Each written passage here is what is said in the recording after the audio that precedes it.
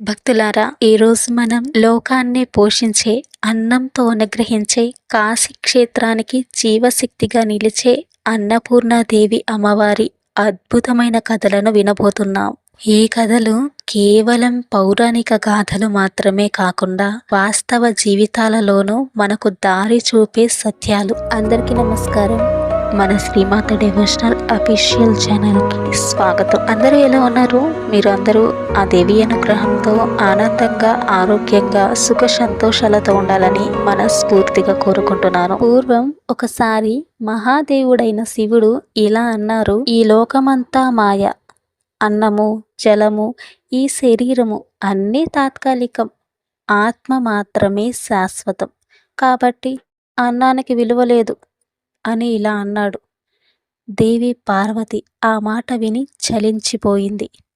అన్నం లేకుండా జీవులు ఎలా బ్రతుకుతారు?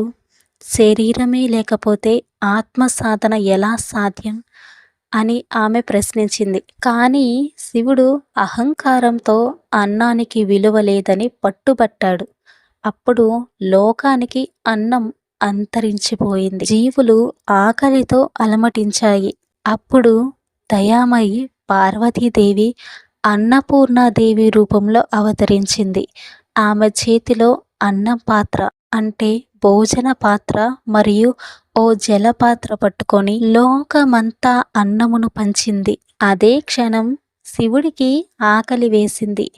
ఆయనకు తాను ఎంత శక్తివంతుడైనా అన్నం లేకపోతే ఏమీ చేయలేనని అర్థమైంది. శివుడు తానే స్వయంగా అన్నపూర్ణాదేవి దగ్గరకు వెళ్ళి భిక్ష అడిగాడు. అప్పుడే అన్నానికి ఉన్న ప్రాధాన్యత ఆయనకు తెలిసింది. అన్నపూర్ణాదేవి అవతరించిన ప్రధాన స్థలం కాశీ, వారణాసి. కాశీ అనేది మోక్షప్రదాయకమైన పుణ్యక్షేత్రం. అక్కడ విశ్వనాథ మహాదేవుడు ఉన్నారు. ఆయన పక్కనే అన్నపూర్ణ అమ్మవారు ఆలయం ఉంది. కథ ప్రకారం శివుడు అన్నపూర్ణాదేవి వద్దకు వెళ్ళి భిక్ష అడిగిన దృశ్యం కాశీలోనే జరిగింది.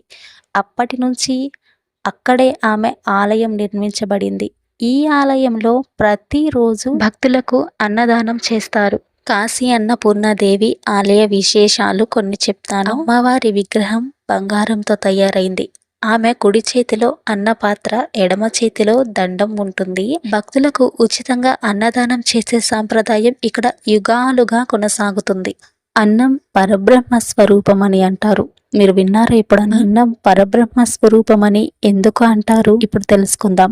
శివుడు అన్నానికి విలువ లేదని అన్నప్పుడు పార్వతీదేవి ఇలా చెప్పాడు: జ్ఞానం ఉన్న ప్రతి జీవి తిండి కోసమే వెతుకుతుంది. ఆకలి తీర్చకపోతే శరీరం శక్తిని కోల్పోతుంది. శరీరం లేకుండా ఆత్మానుభవం ఎలా సాధ్యమవుతుంది? కాబట్టి అన్నం బ్రహ్మరూపం. ఇందుకే మనం నేడు కూడా అన్నం పరబ్రహ్మ స్వరూపం అని అంటాము. అన్నపూర్ణాదేవి స్తోత్రంలో ఉన్న రహస్యాలు మీకు తెలుసా? ఆదిశంకరాచార్యులు రాసిన అన్నపూర్ణ స్తోత్రం చాలా ప్రసిద్ధి. అందులో ఇలా ఉంది: ఓ అన్నపూర్ణి, నీవు భిక్షమిచ్చి లోకాన్ని రక్షించేవి. అన్నంను భుజించే వారికి ముక్తి దక్కుతుంది. ఈ స్తోత్రంలో స్పష్టంగా చెప్తున్నారు, కేవలం ఆకలి తీర్చడమే కాకుండా భక్తుల ఆధ్యాత్మిక ప్రగతికి కూడా అన్నపూర్ణ అమ్మవారి అనుగ్రహం అవసరం. ఈ కథ మనకు ఒక గొప్ప బోధన ఇస్తుంది. అన్నం లేకపోతే జీవం ఉండదు. అన్నదానం కంటే గొప్ప దానం లేదు. ఆకలి తీర్చడం అనేది భగవద్భక్తి యొక్క అత్యున్నత రూపం. భక్తులారా, ఇదే అన్నపూర్ణ అవతార రహస్యం. ఆకలితో అలమటిస్తున్న ప్రపంచానికి ఆమె ఇచ్చిన దైవిక వరం అన్నం. ఈ కథ మనకు చెప్తుంది, అన్నం అనేది కేవలం ఆహారం కాదు, అది పరబ్రహ్మ స్వరూపం. అమ్మవారి మహిమలు తెలుసుకోవాలనుకుంటున్నారా? వీడియోని పూర్తిగా చూడండి. అమ్మవారి విగ్రహం బంగారంతో నిండి ఉంటుంది. కుడి చేతిలో అన్నపాత్ర, ఎడమ చేతిలో పుష్టి సంకేతం ఉంటుంది. కాశీ అనేది శాశ్వత క్షేత్రం. కాశీ క్షేత్రం అనేది లోకానికి తారక మంత్రం అని వేదాలు చెప్తాయి. ఇక్కడ ప్రత్యేకంగా అన్నపూర్ణ అమ్మవారి మహిమ అద్భుతంగా ఉంటుంది. ఒకటి, అన్నదానం సాంప్రదాయం. ప్రతిరోజు ఉదయం నుండి రాత్రి వరకు భక్తులకు ఉచితంగా భోజనం ఇస్తారు.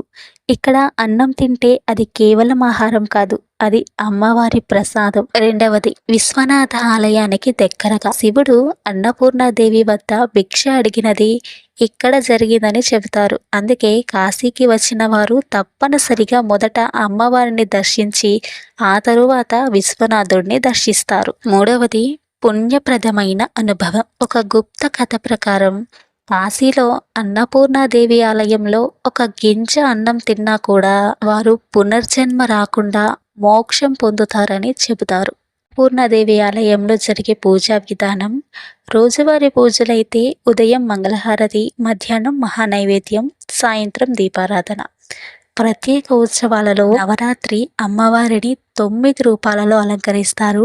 రెండవది, అన్నపూర్ణ జయంతి. ఈ పర్వదినంలో వేలాది భక్తులకు అన్నదానం చేస్తారు. మూడవది, దీపావళి సమయం. దీపావళి సమయంలో అన్నపూర్ణ అమ్మవారి స్వర్ణ కవచంతో అలంకరిస్తారు. అనేక మహర్షులు అన్నపూర్ణ అమ్మవారి మహిమలను వర్ణించారు.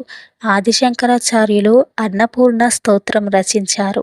భగవాన్ రామానుజులు అన్నదానం గురించి ఉపదేశించారు. తులసీదాస్ అన్నపూర్ణ అమ్మవారి కరుణ వలన కాశీలో భక్తి సాహిత్యం రాయగలిగారు. అమ్మవారి మహిమలు ఎంతో విశేషమైనవి. అందులో భక్తుల అనుభవాలలో ఒక కథ మీకు చెప్తాను. ఒకసారి కాశీలో ఒక భిక్షకుడు ఆకలితో తల్లడిల్లుతున్నాడు. ఆలయానికి వచ్చి అన్నం తిన్న వెంటనే అతనికి ఆహారమే కాకుండా మానసిక శాంతి కూడా లభించింది. ఆ రాత్రి స్వప్నంలో అమ్మవారు ప్రత్యక్షమై అన్నం పరబ్రహ్మ స్వరూపమని ఎల్లప్పుడూ జ్ఞాపకం ఉంచుకో అని అన్నారు. కాశీ అన్నపూర్ణ ఆలయంలో అన్నం తిన్నవారు పాపాలు తొలగిపోతాయి. ఇక్కడ అన్నదానం చేసేవారు ఏ జన్మలోనూ ఆకలితో బాధపడరని విశ్వాసం. శివుడు కూడా ఇక్కడే అన్నం భిక్షగా స్వీకరించాడన్నది అత్యంత ముఖ్యమైన విషయం. అమ్మవారు ఇక్కడే శివుడికి అన్నం ఇచ్చి ప్రపంచానికి అన్న ప్రాధాన్యాన్ని తెలియజేశారు. అన్నపూర్ణాదేవి అమ్మవారి మహిమలు వినాలి అనుకుంటే వీడియోని కంటిన్యూగా చూడండి. అమ్మవారి మహిమ కథల్లో మొదటిది రాజు హరిశ్చంద్రుడి కథ. సత్యవ్రతుడైన హరిశ్చంద్రుడు ఒకసారి కాశీలో తీవ్రమైన దారిద్ర్యాన్ని ఎదుర్కొన్నాడు.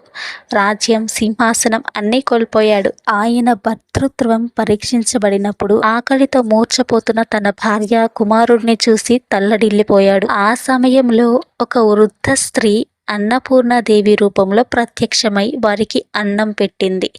వెంటనే ఆకలి తీరింది, బలమొచ్చింది. చివరికి ఆమె నిజరూపం తెలియగానే రాజుకు తిరిగి సుఖ సంపదలు దక్కాయి. రెండవది, ఒకసారి ఒక భిక్షువు ప్రతిరోజు గంగా తీరంలో కూర్చొని భోజనం కోసం వేచి ఉండేవాడు. చాలాసార్లు భోజనం దొరకక ఆకలితో ఉండిపోయేవాడు. ఒకరోజు ఆకలితో కన్నీళ్లు పెడుతుండగా ఓ స్త్రీ వచ్చి వేడివేడిగా అన్నం పెట్టింది.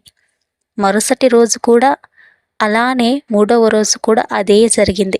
4వ రోజు అతను చూసి తెలుసుకున్నాడు, ఆ స్త్రీ ఎవరో కాదు, అన్నపూర్ణాదేవి అని. మూడవది, కాశీలో ఒక వాణిజ్యవేత్త తన వ్యాపారంలో దివాలా తీశాడు. ఇంట్లో పిల్లలు ఆకలితో ఏడుస్తుండగా ఆలయంలో అన్నపూర్ణమ్మవారి వద్ద ప్రార్థించాడు. అప్పటి నుండి అతని దుకాణం మళ్ళీ ప్రగతి పదంలో నడిచింది. అతను సంపాదించిన ప్రతిరోజు మొదటి ఆహారాన్ని పేదవారికి ఇచ్చే సాంప్రదాయం మొదలుపెట్టాడు. అన్నపూర్ణ అమ్మవారి మహిమలలో అత్యంత ముఖ్యమైనది అన్నదానం. వేదాలలో ఇలా ఉంది, అన్నంన పరబ్రహ్మ స్వరూపం. అన్నదానం కంటే గొప్ప దానం మరొకటి లేదు. దానంతో శరీరం నిలుస్తుంది, శరీరంతో ధర్మం నిలుస్తుంది. పౌరాణిక ఉదాహరణలో కూడా భీష్ముడు కూడా మహాభారతంలో అన్నదాన మహిమను బోధించాడు. వామన అవతారంలో బలిచక్రవర్తి చేసిన యాగంలో అన్నదానం విశేషంగా జరిగింది. అన్నదానం చేసిన వారు ఏ యుగంలోనూ ఆకలితో బాధపడరని పురాణాలు చెప్తున్నాయి. ఇందులోని అర్థం ఏంటంటే, జ్ఞానం ఇచ్చేవాడు కర్తవ్యాన్ని పూర్తి చేస్తాడు, ధనం ఇచ్చేవాడు సహాయం చేస్తాడు, కానీ అన్నం ఇచ్చేవాడు ప్రాణం నిలిపి రక్షిస్తాడు. కాబట్టి అన్ని దానాలలో అన్నదానం చాలా గొప్పది.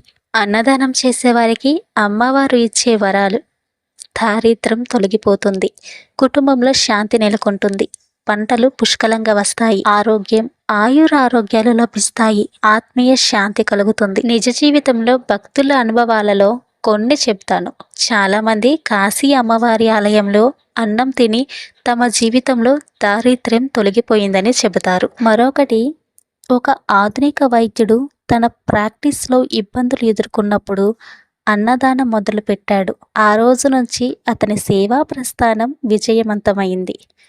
ఇంకొకటి, ఒక విద్యార్థి ఆకలితో చదువుకోలేకపోతున్నాడు.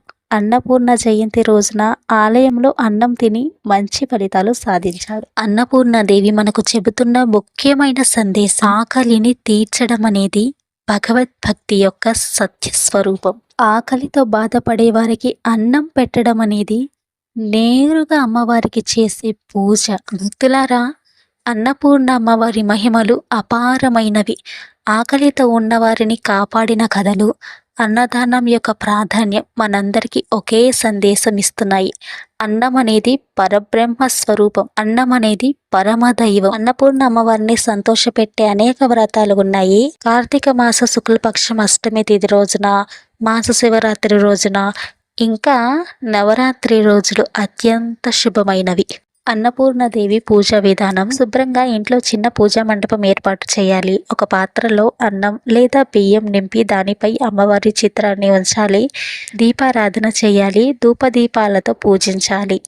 అన్నపూర్ణదేవి స్తోత్రం లేదా లలితా సహస్రనామం చదవాలి. పూజ అనంతరం కుటుంబ సభ్యులతో కలిసి ఆ అన్నాన్ని ప్రసాదంగా తీసుకోవాలి. ఆ రోజున తప్పనిసరిగా ఒకరికైనా అన్నదానం చేయాలి. అమ్మవారిని పూజించే అసలు మార్గం, ఆకలితో ఉన్న వారికి భోజనం పెట్టడం అన్నపూర్ణ అమ్మవారిని పూజించినట్లే. ప్రతిరోజు కాకపోయినా మీకు ఎప్పుడు కుదిరితే అప్పుడు ఒకరికైనా అన్నం పెట్టడం భక్తి సారాంశం. కాశీ ఆలయంలో రోజుకు వేలాది మంది భక్తులకు ఉచిత అన్నదానం జరుగుతుంది. చాలా మంది భక్తులు జీవితంలో శ్రేయస్సు కోసం ప్రతి నెల కొంత భాగం పేదలకు భోజనం పెట్టే సాంప్రదాయం కొనసాగిస్తున్నారు. పలు ప్రాంతాల్లో అన్నపూర్ణ అన్న సత్రాలు ఏర్పడి అమ్మవారి ఆశీస్సులతో ఎప్పటికీ ఆగని అన్నదానం జరుగుతుంది. ఇది ఆధునిక కాలంలో అన్నపూర్ణాదేవి మహిమ. అన్నపూర్ణాదేవి మనకు ఇచ్చే సారం, అన్నం అనేది పరబ్రహ్మం. అన్నదానం కంటే గొప్ప దానం లేదు. అన్నపూర్ణ అమ్మవారిని భజించే వారికి దారిద్ర్యం ఉండదు. ఆమె అనుగ్రహంతో శరీరం, మనస్సు, ఆత్మ అన్నీ బలపడతాయి. నిత్యాన్నపూర్ణే, సదాన్నపూర్ణే, శివాన్నపూర్ణే, హృదయాన్నపూర్ణే, ముఖాన్నపూర్ణే, జగత్తాన్నపూర్ణే, పార్వత్యాన్నపూర్ణే నమో నమస్తే. మనం ఈరోజు పూజ, కథ మరియు ఆధ్యాత్మిక విశేషాల గురించి, అన్నపూర్ణాదేవి గురించి తెలుసుకున్నాం. ఈ వీడియో మీకు నచ్చితే తప్పకుండా లైక్ చేయండి. ఈ వీడియోపై మీ అభిప్రాయాన్ని కామెంట్ చేయండి. అలాగే తరువాతి రోజు శ్రీ కాత్యాయని దేవి అలంకరణ ఉంటుంది. అమ్మవారి కథ కావాలి అనుకుంటే కాత్యాయని దేవి కథ కావాలి అని కామెంట్ చేయండి. ఈ వీడియోని మీ స్నేహితులకి, మీ కుటుంబ సభ్యులకి, మీకు తెలిసిన వాళ్ళందరికీ ఈ వీడియోని షేర్ చేయండి. వాళ్ళు కూడా అమ్మవారి మహిమలు తెలుసుకోగలుగుతారు. అలాగే నా ఛానల్ని సబ్స్క్రైబ్ చేసుకోవటం మర్చిపోకండి. నా ఛానల్ని సబ్స్క్రైబ్ చేసుకోండి. పక్కనే ఉన్న బెల్ ఐకాన్ని క్లిక్ చేయండి. నేను చేసే ప్రతి వీడియో ఫస్ట్ మీకే నోటిఫికేషన్గా వస్తుంది. జై అన్నపూర్ణాదేవి. ధన్యవాదాలు. Thank you for watching.